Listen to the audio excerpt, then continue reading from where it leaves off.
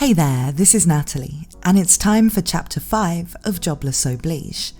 I'm sorry there was a bit of a break between chapters.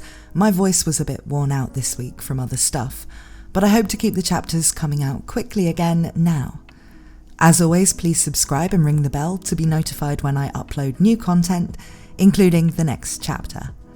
And with the intro out of the way, here is Jobless Oblige Chapter 5. Chapter 5.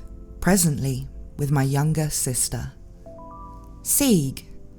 I heard a voice in the middle of my nap. As I'd heard this voice every day, I was experiencing a sense of déjà vu. How long do you plan on sleeping? Get up. I opened my eyes. When I rose from the bed, I looked out the window and saw that it was already midday. When I looked in the opposite direction, it was the same as usual. My white-haired mama had her hands on her hips, scowling at me. Today, too, I had to be woken up. Though I didn't complain, it was also troublesome for my mama to do this every morning. I'm airing out the futons today, so get up already.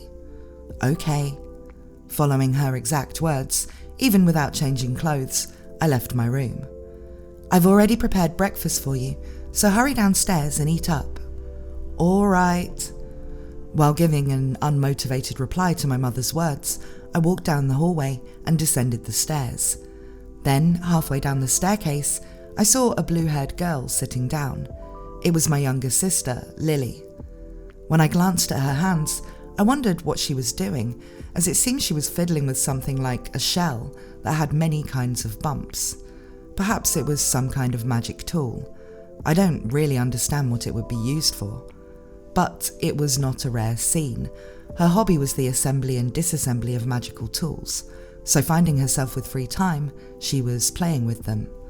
While it's a good thing, it's also an issue not knowing the time and place when inspiration would strike.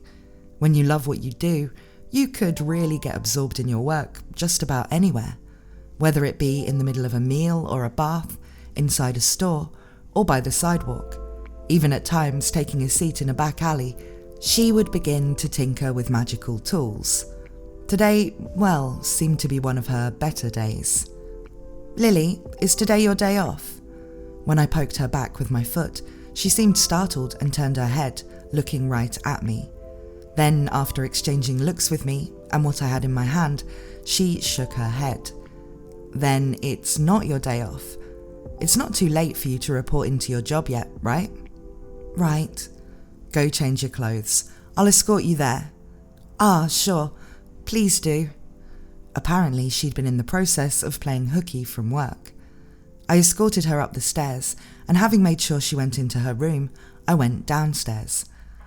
I wondered, was it because of Lily's personality being like that, or was it the fact that I was ignored at the Royal Academy, but amongst our brothers and sisters, she was the only one who didn't attend the academy? Since it was my younger sister herself who wished not to attend, she instead got a job through my dad's connection at Zenoba Company, which manufactured and sold works of art and magical tools. As for Lily's position, it was mainly in the development and repair of magical tools. She seemed to be quite reliable and was even given a private workshop by the company. For my younger sister, who loved anything magical tool related, that kind of workplace must have been akin to paradise. Despite that, she was chronically tardy or absent from work. Usually, like how it was today, she became almost completely absorbed in fiddling with strange magical tools. She was not sufficiently aware of her role as a member of the working class society. Well, I of all people have no business saying that. Incidentally, my younger sister, Chris, had entered into the Azura Royal Academy. Her hair colour is neither blue or green, and from the beginning, she was eager to go to the Azura Kingdom, so our father and mothers didn't have anything in particular to say about it. My younger sister, despite being a grown-up, had a shining admiration for the princess, so a place such as the Royal Academy must be like paradise to her. I wonder what she's doing there now. Has she found a boyfriend yet? Red Mama, Lily is going to the shop right now, and I'm going to escort her, so is it alright if I borrow a horse? So today wasn't a day off after all. That's fine, just be careful. After informing my redhead mother in the dining room about our departure, I quickly wolfed down my breakfast and left the house to prepare a horse. Helping Lily onto the saddle behind me, we headed along the road to the Zenoba Company. By the way, the horse belonged to our redhead mother. Not only fencing, but equestrianism was also one of the redhead mother's strong suits, so back when we were kids, we were often taken on long rides. I also happened to be good at training horses. Any horse mother would get hold of became obedient. All of us siblings, under the tutelage of the redhead mother, were taught equestrianism and how to break in horses. Incidentally, the name of this horse was Caravaggio. Father named it. It seemed to be the same name as a horse my grandfather once kept. Though I didn't understand the reason behind it, whenever father kept an animal, he never failed to give it a name. Perhaps it was part of his character. Since a short while ago, Lily had been leaning against me, fiddling with a magical tool. Even while in the middle of travelling, or just during anything, she paid no heed to anything but them. So, to not let her fall off, I deftly handled the horse. I was quite used to it. So, what kind of magical tool is that? It's a magical tool that waters the fields. When you hold onto the rod and pour mana into it, it rotates while going clack, clack, clack, and sprays water everywhere. Whoa, sounds like it would also spray water on the person using it. That's why I need to see if there's a way to improve it. While Lily was saying that, it began to go clack, clack, clack. Though all of us siblings learned equestrianism, Lily was not particularly good at it. When it came to getting on, she could, but once she did, Lily was at a complete loss at what to do next. Incidentally, while on this matter, when Lily finds something interesting on the roadside, she might jump off. She's very whimsical. And because she's short, she'd have a hard time getting back on again. In addition, Lily also had no sense of direction. From home to school and from home to work, it was expected that she would get lost on the road. However, she didn't used to lose her way all the time when she was a child. That said, for this person to lose her way so often now was simply because she had no awareness. I often went to look for the lost Lily, and the many times I would find her, she always seemed to have a puzzled look on her face. To not send her to the Royal Academy, father and mother probably took into account her horrendous sense of direction. Anyway, due to these sorts of things, I can't help but accompany her when she's late. Eee! Then suddenly, a cold feeling streamed down my back. Ugh! It's cold! Coincidentally, similar shrieks also erupted from the various people who were walking around the neighbourhood near us. Lily, I'm freezing. Oh, I'm really sorry. I've told you many times not to activate magic tools back there. Lily, of course, had activated a magic tool while sitting behind me. This was a common event. At least today, I can consider myself fortunate, as I wasn't covered in flames. Ah! This time, with a small noise, the feeling of Lily against my back disappeared. Did she fall off the horse? Thinking that that's what happened, I looked behind me and saw Lily running towards the place. She crossed the main street with a pitter-patter. Her destination was a roadside stall. Caravaggio? Circling back with the horse, I moved to the front of the street vendor. Looking at it from above, it appeared to be a shop that had some magic items put out. People made magical tools, and nature made magic items. Though they seemed similar, they were different, and regardless, Lily liked both types. So, as per her usual behaviour when she found such a place, she jumped right after it. And its effect? When you whack someone with this stuff, they will have a brain freeze. It will feel like they've drunk a large amount of ice water. How much is it? You'd like to buy it? Young miss, you don't look like an adventurer or mercenary.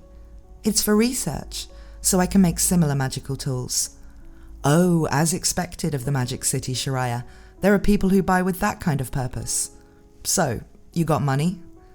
Lily pulled out a heavy sack from her pocket and placed 5 coins she took out from it in front of the merchant. A suitable price. Even though Lily was weak at equestrianism, she was fast at calculation and magical formations. Here you go. Oh, to be carrying such a large sum of money, you must be a wealthy young miss. It's only for opportunities like this." "Is that so? If I were you, I'd be worried about pickpockets swiping them." "Well, is that why you have a bodyguard?" The merchant looked at me, smiling with a laugh. Was I supposed to be a bodyguard? "He's not a bodyguard. This guy's my older brother." "Is that how it is? I guess the features, minus the hair, do look a bit similar." "There's no such thing." "Ah!" I extended my hand out from where I'm sitting on the horse and pulled her up before she gets stuck telling her life story. "You are late to work, so we need to hurry on." "Right. Then, shopkeeper-san, that's goodbye." "Sure, thanks for your patronage, and watch out for pickpockets and kidnappers." Lily is completely treated as a child. Lily's the child of our blue-haired mother, and that seems to be the reason why her appearance seems so young. Her speech and behaviour are also childlike. However, amongst our siblings, she's probably the hardest worker. It's unmistakable, since I'm the best at not working at all. "Nissan, would it be alright if I whacked you on the head with this to see how it looks?" "Get fucked."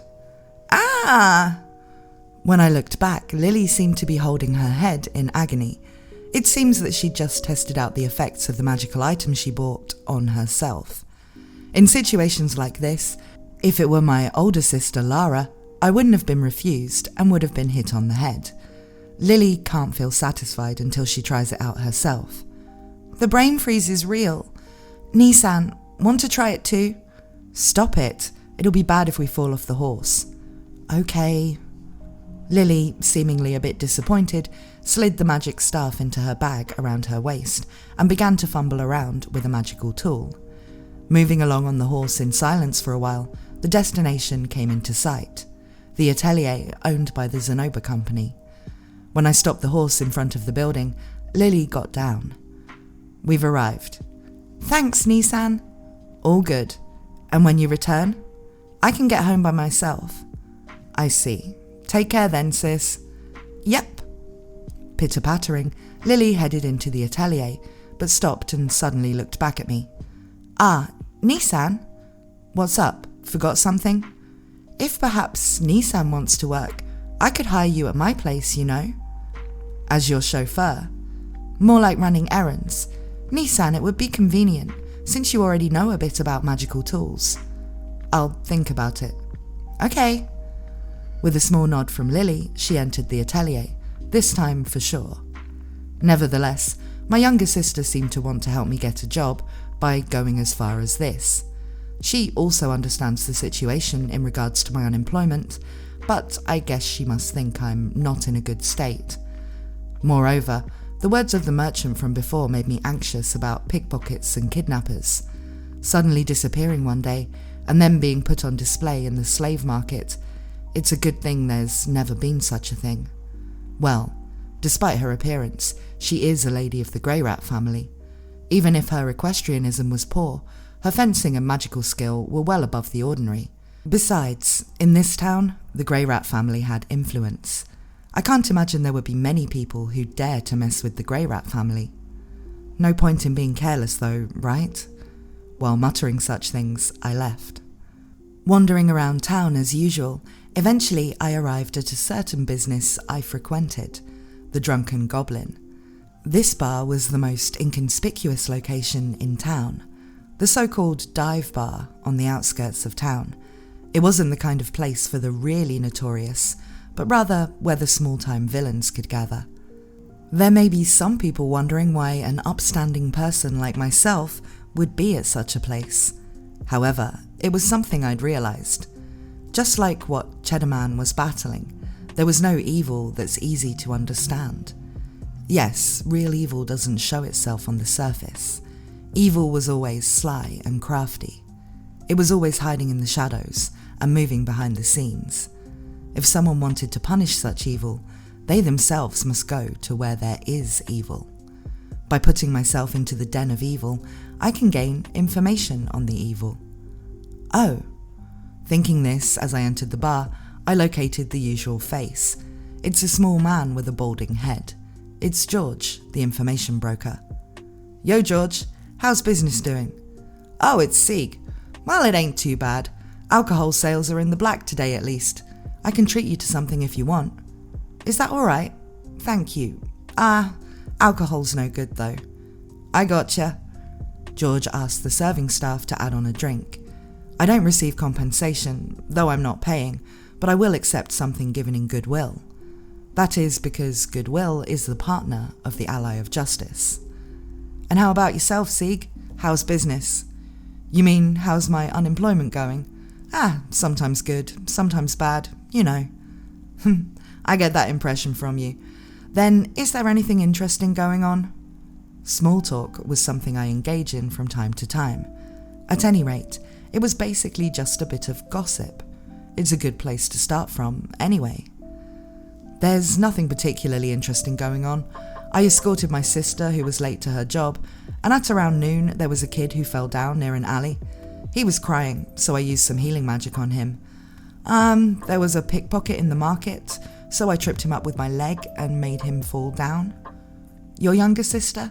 Is she the one called Lara, or is it Lily? It's Lily. Right now, Lily is the only one of my younger sisters in town. That's how it is. My bad. The names are a bit similar, so sometimes I jumble them up a bit. It seemed that today what George wanted to know about is Lily. He was a good listener when it came to hearing me talk about my family. Information on the Greyrat family probably had a high price, and since I was the source, the credibility of the information was very high. There's a rumour that she acts like a spendthrift and buys all the magical items and magical tools around, but what kind of lady is she really? That is, well, there's no mistaking the buying all the magical tools and magical items part, but it's just her hobby. Rather, it's more like she has a personal interest in them, since she's a workaholic to the end. After all, she's developing new merchandise for the Zenoba company. New merchandise, eh? Anything that might be popular? Well, exactly what she's developing, I don't actually know. I have no idea where George was selling my older and younger sister's information. Because of that, I didn't disclose any important information. Well, exactly what was being developed, I really didn't have a clue. How about you? Is there anything interesting going on? Anything interesting, huh? You mean in the usual sense? That's right, in the usual sense. Incidentally, it seemed George may have a vague suspicion that I was an ally of justice. That may have stemmed from the result of some villains being suppressed because of the information distributed to me. I didn't think a guy who couldn't piece together that much had any business being an information broker. Nothing really interesting, but I did hear a strange rumour just then. A strange rumour? Something about a band of thieves that have been frequently appearing on the main road to the west. It's not something too strange, is it? Magic City Shiraya was a city with an excellent public order, however it's a lawless area outside of its walls. Things like bandits appearing on the highways was a daily occurrence. Sooner or later, the country would dispatch a knight or soldier to suppress them. The fact of the matter is, even if I were to make a trip out west, as an ally of justice, it would take a whole day. I left in the evening. I preferred to return home during the same night. If possible, only in town. Outside of town was outside of the jurisdiction for the ally of justice. Well, that's unfortunate. They say that the band of thieves are selling women and girls in the slave market every night. The slave market? Then that was nearby. Any particular features? I don't know all the details, but the leader seems to be one wearing a red bandana. Aside from that, as always, from George, I drew out information about the villains. Afterwards, the small talk began again as usual. From this point, it's really just normal chat. I listened to George bitch about things, and then we talked about how fine the asses were on the neighbourhood girls. Of course, George wasn't the only one I talked to. I also spent time talking to my other acquaintances in the bar. Late at night, after I left the bar, I headed over to the vacant lot downtown. Then, in the middle of the vacant lot, I pulled on a certain rope. There was a clink, and the entrance to the secret base was opened. When I was younger, my older brother and sister had made this place together with me. We carried cables, closets, carpets and cushions over and made this our hideout. Back then, we had a lot of fun playing together here. This base was not going to be succeeded by our younger sisters, so it had been decided that the last resident to inherit it would be me. The small bed and closet have remained as they were, or perhaps the one who hadn't changed since back then was me. Just kidding. After making that joke, I took a certain item out from the closet. It was a black helmet. The helmet was the kind that covered the entire head, and it was something I found in the castle of the dragon god Summer when I once accompanied my father on a visit. Incidentally, though I said castle, it wasn't a large place at all. If I were to compare the size of it to other buildings on the ground, it's a bit smaller than our house, and father called it an office. But all those who lived in the town called it a castle. The reason was probably that they think it would be disrespectful to call the place where Summer lived anything other than a castle. Was I also lured into that as well?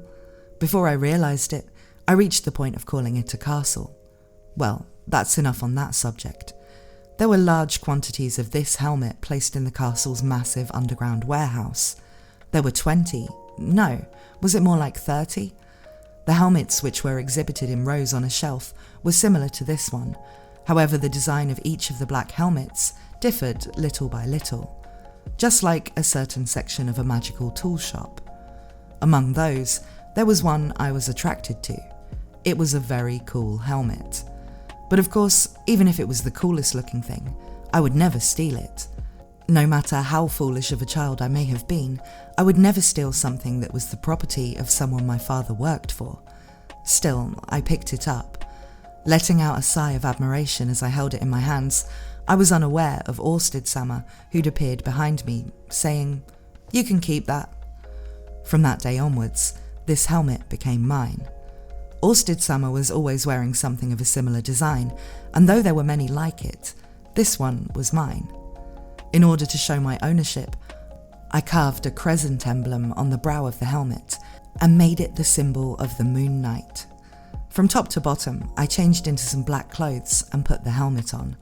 Finishing it off with a dark-coloured mantle, the figure reflected in the mirror is none other than the ally of justice, Moon Knight. Today as well, I would rid the city of its evil.